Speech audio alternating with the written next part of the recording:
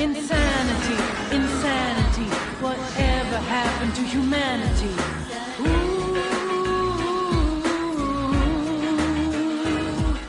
Ladies and gentlemen, these are one of these parts where I get overhyped over something and I try to contain myself when I review things like this, because this is a game that I did not just enjoy, but this is a game that I just couldn't stop playing. I love it when I come across indie games like this. I really do. Especially if it's very unexpected. Like, it's one thing if you expect the game to be good. It's one thing if you expect the game to be worth money. But for a game like SHOWGUNNERS that really pulled me into an abyss of me appreciating games once again, and by being an indie game once again, it's always good to just let it just hit that nostalgic age, man. And this is a game that I really do appreciate, and I highly recommend you guys checking this game out. We're going to be talking about SHOWGUNNERS. SHOWGUNNERS is a turn-based tactics video game developed by Artificer. Sounds so familiar. Artificer and published by Good Shepherd Entertainment. I'm gonna have to keep an eye on you guys. Y'all guys made a damn good game. The game focuses on Scarlett, an ex-cop seeking revenge. While on this task, she competes on Homicidal All-Stars, a lethal reality show. While going through deadly traps and battling enemies, Scarlett must survive these challenges in order to reach the end of the nightmare, but she will soon need help. He's free to quit. We're just getting started.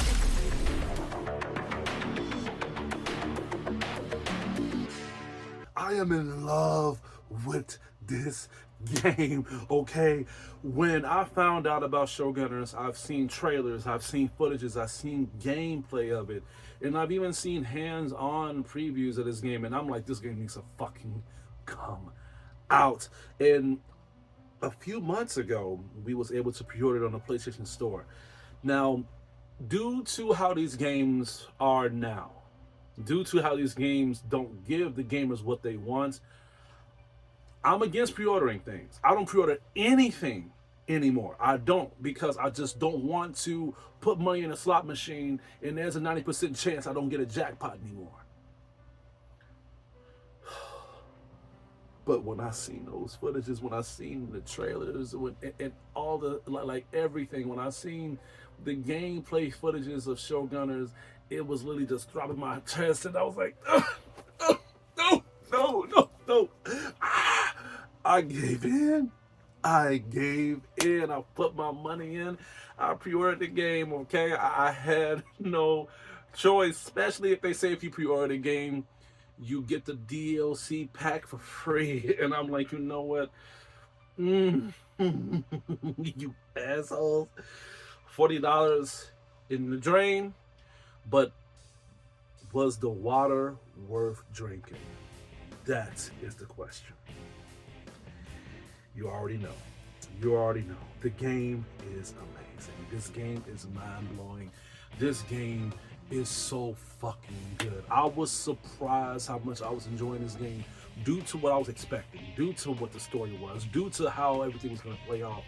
This game does everything right, and above all, they give you way more than what you expect. The game picks up at a very, very fair pace, but not in a way where we get thrown away of what the game has to offer. We are introduced to Scarlett, the main character that we control, and we begin to see how everything unfolds with her character. I was already immersed as that first cutscene started.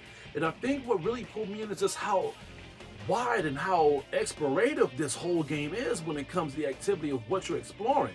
What I mean by that is by this game being based on a survival horror show, they want to show you the elements of you being pulled in like you're watching TV. Like you hear the narrator literally telling the audience of what you're doing each time you make a move or when you get ambushed by enemies. They have traps all around, so you have to watch where you step. And trust me, there was so many times where I lost my footing and I ended up falling into traps, especially when it came to like difficult puzzles that I had to solve. But it was because the environment was blending in through these traps so well to the point where it felt realistic. And then let's not forget about the audience. You can actually interact with these audiences while you give them your autograph and stuff like that. And you can actually choose if you can be nice to them, you can be cool with them, or you can be an asshole. So they actually add more variation of real activity of you responding to people, even if you are not in the mood to talk to them. And this is when we get introduced to the gameplay. As we get a little deeper into the whole project, we get ambushed by these enemies, and this is where the tactical sense of the gameplay is introduced to us. This is a tactical RPG, and tactical is the least of the word. Like, you have really you gotta be smart. You gotta be smart of how you're gonna apprehend these enemies, because each move you make, it may cost you your life or may be an advantage to the enemies, or above all, it may even fuck you up no matter where you are. And the reason I'm saying that is because they really went all out with the environment, the hazards that you gotta that you have to really like avoid and stuff like that, and just knowing how to plan your attack. I like games like this. I like games that it's not hard, but if you figure it out, it's literally like a walk in the park. And even if it's a walk in the park, the enemies get tougher.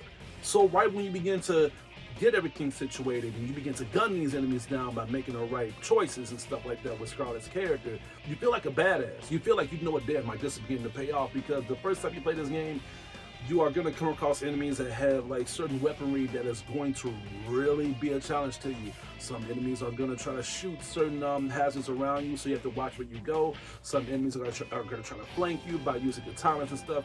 It's going to feel as if this game is punishing you, especially if you do not know how to plan your movements of attack. But this is when the game gets fun, because I like how they give you the stress feel of the game first by you feeling as if you can die easily, but then later on you come across other characters, other allies that is trying to survive, that will help you out on this journey. The person who owns this series throws traps, he throws side quests at you, and above all, he makes it more challenging by putting other things around the area so it can make the audience entertained and make things more tougher for you to see how well you have learned by playing this experience. And what I also like too is just how much they have added lore to the whole story. You want to know more about Scarlett and the side characters as the whole story continues, and when we begin to beat these levels, they have downtime, so we have the choice to actually go and visit their cells as we begin to talk to them and we know more about them. And it made me care for these characters. It made me want to help them survive.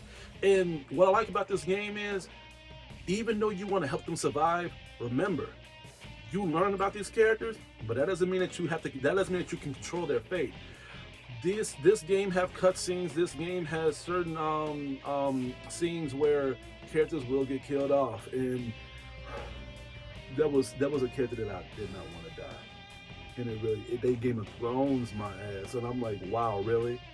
Y'all doing this shit to me right when I was beginning to like this character? Why did y'all have to Game of Thrones me? Why did y'all do that shit? But they did that just to test the waters of your emotions. You like this game, you like the characters, you like the story. Well, how about we add some sorrow to this game? And again, like, these guys are in the death pit, so it's very possible that these characters are going to get killed. And I actually want that because it makes a game like this engaging. It makes the thrill of the chase more and more compelling. And this is another reason why I like this game, is because you got these modern games that would never, ever, ever, ever fucking do that shit. They just won't. Fucking modern audience mob assholes. They also added some mini sessions to the game too that I was not aware of. Now, I remember when I was saying that you can like talk to fans and you can choose each ways of how you can answer the questions to them as you're giving them an autograph. You can be an asshole, you can be nice, or you can be cool with them. That stuff really does matter. It really does matter, because not only that you can upgrade and you can scavenge certain areas, and you can find loot boxes that can contain weapons, and you can unlock weapons by getting money and obtaining money by you doing these missions and stuff like that and doing side quests. But these points that you do by signing these autographs, they do matter, because you have like a certain meter where you can unlock certain perks for your character depending on how good your ratio is, your reputation is to these fans.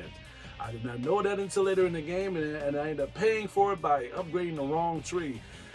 These are one of these games where you have to be an asshole. And I did not want to do it, but I ended up paying for it. I ended up paying for it a lot. You even have therapy sessions too. And I thought that was a tongue-in-cheek moment in a great way, because I feel like if you're playing a game like this about a character that's in this area where she has to kill to survive, well, how is she mentally? And you actually have a choice to go through these therapy sessions, and this therapist actually talks to you and asks you questions, and you begin to know more about Scarlet in an emotional aspect as she begins to act as if she doesn't care, she doesn't give a fuck about things, but she slowly begins to open up. And does that really help when you progress through the game?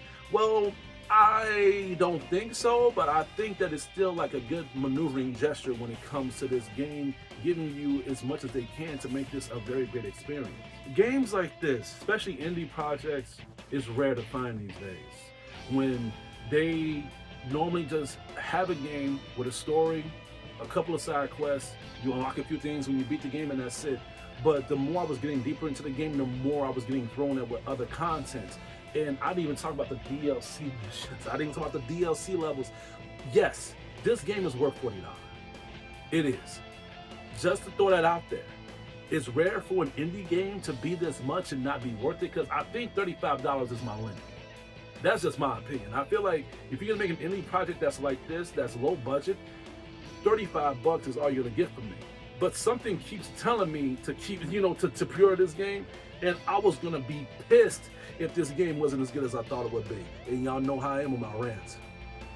Y'all know how I am with my rants. But this game won me over. It gave me a breath of fresh air, and above all, man, it really made me cherish moments like this. It made me just want to I kind of want to just erase my mind and just be in a curious aspect of just coming across this game again. Yeah, it's that fucking good. Overall, this game was great. It was phenomenal. It was fantastic. My only complaint is the fact that a game like this deserves a physical release. So maybe we might get it in the future. So this comes to you guys. I hope you guys buy this game. And for Artificial and Shepherd Entertainment, I hope y'all make more projects like this. Consider me following you guys at this point. I'm gonna have to give SHOWGUNNERS A+.